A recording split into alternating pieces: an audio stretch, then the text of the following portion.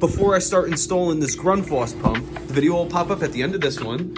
I thought it might be a great idea to. So not much has changed since last year. We've got our hose on the outside for purging out hot water boilers, getting the air out. Front pocket have the little burner control screen. This is for the Honeywell 7800 controls on power flame burners. This tells you basically everything that's going on with it. Well worth the money. And on the outside, just typical electrical tape. I still have not found a single use for any of these little pockets on the outside. I mean, I put a Sharpie here, but I tell you, I'll lose that in maybe 3 days, and I never even think about having a Sharpie on the outside of my bag. Let's dive in to the inside and take a look at what's new. Starting with, we have a number 31 vent right, a number 35 vent right, 2 8-inch Taco float vents. This is a 30 PSI, 510,000 BTU, 3/4 male by 3/4 female relief valve for hot water boilers. A little tube of Megalock. I've got the Malco. This is the 5/16 and 3/8 extension. Thermostat level, some precision screwdrivers. Now, this Tech-MCT screwdriver is identical to this precision screwdriver, but out of respect for Tech-MCT, because I install so many of them, got to keep the little screwdriver on me. Little air pressure gauge measuring, things like expansion tanks and stuff. Just miscellaneous pens and markers, extension bits for my drill, 11-in-1. I think they also call this the HVAC in one multi-screwdriver, 7-in-1 step bit, barbecue lighter for lighting thermocouples and pilots, adjustable crescent wrench, the Knipex plier wrench, I think that's what they call it, 2 channel locks, but they're Knipex, so not technically channel locks. There's the heavy duty one and the slim, and a little mini channel lock. Over to the left, we've got some T-handle Allen key wrenches, a can of bug spray for all those creepy, disgusting basements that I have to go in that I don't want to relive right now. A little tube of oil for Bell & Gossett circulator pumps, pressure gauge because I do not trust any of the pressure gauges or the tri-indicators on almost any boiler. I'd rather have my own and know what the exact pressure is. I have 2 B&G couplings. One is the deep coupling, and the other is the shallow. And just a regular multi-knife. In this bag, let's see if I can do this with one hand. Hey, not bad. I've got thermocouples. I got 2 thermocouples in here, and a left, right, and bat wing pilot assembly. I'll probably put a couple more when I go back to the supply shop and restock. I'll get like rollout switches, high temperature switches. They'll all go in here too. In this front pouch that I'm gonna try not to let everything fall out of, I've got, just boiler drain caps, some miscellaneous brass bushings and nipples and reducers for really any of the float vents that if I see one that's leaking and I don't have that size, I could figure out a way to make it work.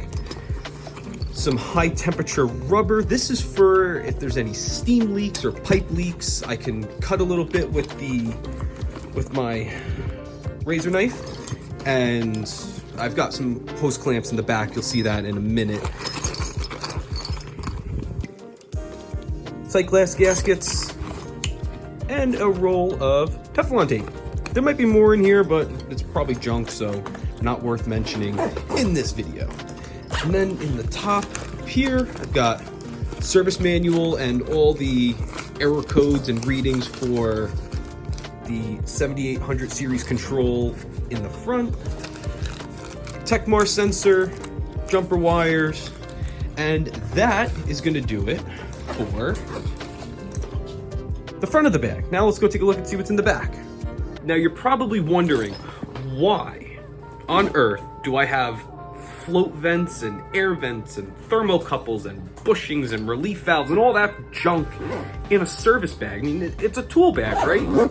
Well, my approach to all this is I work in a very specific area, especially this time of year. Winter is my busy season.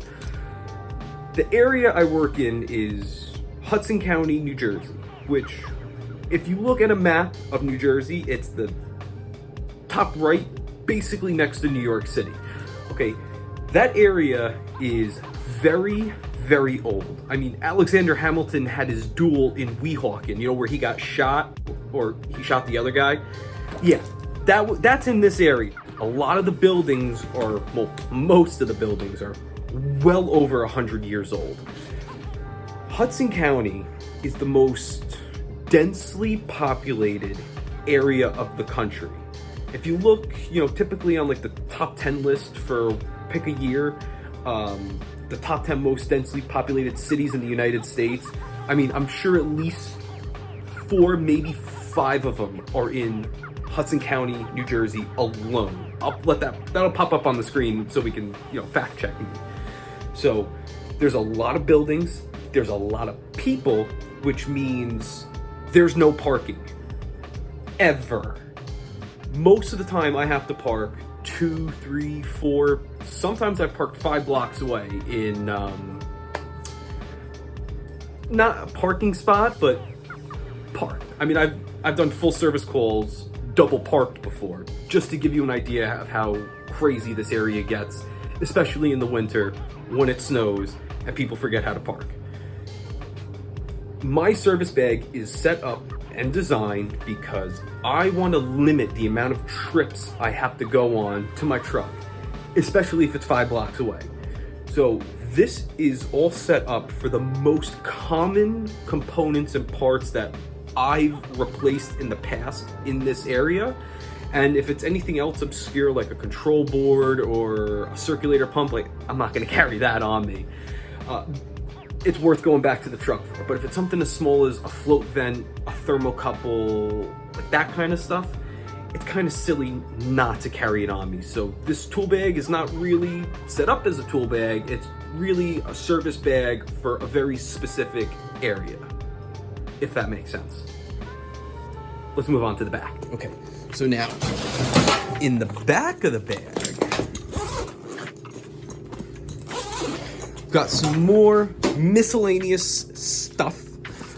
These are not adjustable. These are regular crescent wrenches with the socket on the end. This goes from, oh my god, I'm blanking on it, like 3/8 up to 3/4. I think there's one size below it. I'm just blanking on the number right now. Flexible extension for my drill, needle nose pliers, wire strippers, wire crimpers. You'll notice I don't have lineman pliers right now. I lost them. I need to get a new pair. So when I get that, they will make their way into the back here too. I've had a ton of problems with gas this year and gas pressure. So this is my field piece manometer, temperature gun. I don't know what this is. I think it's the cheap one, the UEI or whatever. A little mirror so I can look and see, you know, what's causing all the problems in hard to find tight places. I've got, this is the best meter I've ever used. I mean, it's only like the 3rd meter I've ever used, but I've had this meter for probably 3 years now, or since I started. And the SC680 by Field Piece it literally does everything. The only thing it doesn't do is insulation testing for like mega ohms, which, I mean, I have a mega ohm meter, so I really don't use it in the winter too much. But this meter is an awesome meter, highly recommend it. Then I got just some regular, you know, solid core screwdrivers. This is like an insulated electrical screwdriver. It's only the Phillips. I left the other one in the wall somewhere at someone's house, so one day if I'm ever back there, I'll try and find it. I got a little stubby screwdriver down here, and then there's a step bit at the very bottom of this pouch. The Klein Allen set, when sometimes you need a little bit more torque than the T-handles can offer. Hose clamps to match with the red rubber sheet I have in the front for patching any leaks temporarily. I know it's not a permanent fix, but better than it leaking on the floor. Top, got a little sight glass brush and the condensate pump brush. This comes in real handy when you're trying to brush out like manifolds and pigtails and stuff. Little DeWalt bits and stuff. In here, I've got batteries, because for some reason the battery on my meter is always dying because either the batteries are bad or I use it that much. And then AA and AAA for thermostats. And this is my electrical pouch. Just things like, big wire, a bunch of wires that were just lying around, but if I need to make a quick jumper or something, this is it's good to have just little bits of wire here and there of all different gauges, female connectors, and then just kind of sitting down at the bottom, we've got everything from just wire nuts, lock nuts,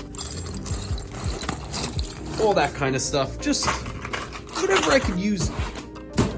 Now, this is probably nowhere near 100% where my bag is going to end up by the end of the winter, because I'm sure stuff will come in and stuff will come out as needed. This is, as of right now, how I'm going to be setting up my Veto bag for the winter. If there's anything you think I missed or should add to the bag, don't hesitate to let me know in the comments down below.